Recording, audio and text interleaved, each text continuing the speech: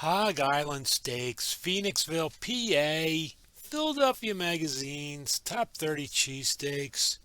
Good group of young people making very good food up there. I'll tell you, the first time I went to Hog Island Steaks was after going to pre-COVID Penhurst Asylum, and holy mackerel, we went early to beat the lines and it was still light out, and I thought that was going to take away from the experience. But no, Penhurst Asylum is scary during the day.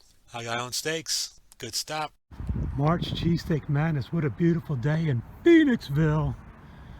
Checking out Hog Island Steaks. Philly Mag, top 30. The real Hog Island. And so I'm gonna say that the cheese looks like it was kind of placed on top and on the sides. So I'm not sure if it's going to be throughout.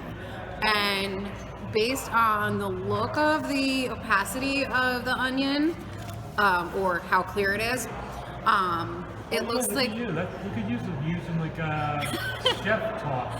it looks like it was cooked for a little bit longer and more thinly cut.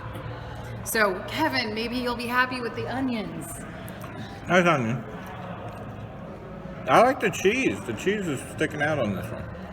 It's pretty good. I think the meat is it's tender. You know what I mean? I'd rather have a cheesesteak tender than, you know what I mean? I'll take the salty. Yeah, no, see, you can kill things with salt. They definitely salted the meat. It's definitely salted. They definitely salted the meat a little, On the grill, like way too much for me. The meat, I will give you, is tender. And the cheese is also very, like, I don't know if it was because of the cooking or the cheese that they used, but it's salty as well. It's too salty for me. I'm sorry. Tony G's South Philly style pub and eatery, Jeffersonville, Pennsylvania. I think that area is also one of the Norritons. I'm not sure. Pre-COVID, I enjoyed hanging out upstairs at Tony G's. Fun little spot, very busy corner. To help you through COVID, Tony G's slushy window. Good cheesesteak, good stop. The lady at the slushy window was wonderful. March Cheesesteak Madness continues. East Norriton.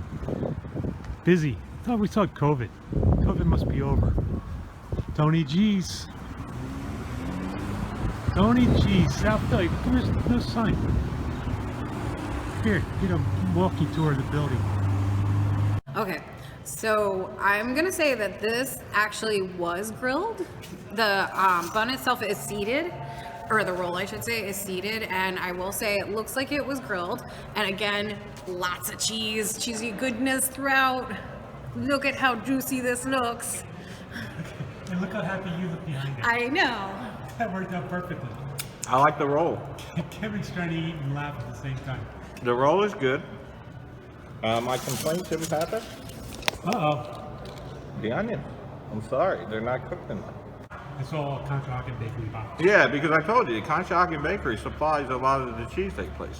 Oh yeah, well, they do a roll nice job. I'm a fan of Conshohocken The Bakery. roll is good. I think they're better on the onions. The onions I think are actually better. Cheese throughout, I think they melded it a lot better with the different flavors. And the meat, this is the first one where I'm going to say the meat is much more tender. Very good Conshohocken Bakery roll. Very good meat and cheese combination. My complaint is the onion again. So maybe it's me. I was going to say, maybe you just hate onions. Right, I don't know. Counties, round one. Hog Island versus Tony G's. So, the results are in, and we've narrowed it down for our Workhorse Brewing first segment of the March Madness with Jim Pappas, who is the notorious cheesesteak adventure person, who is the cheesesteak adventurer.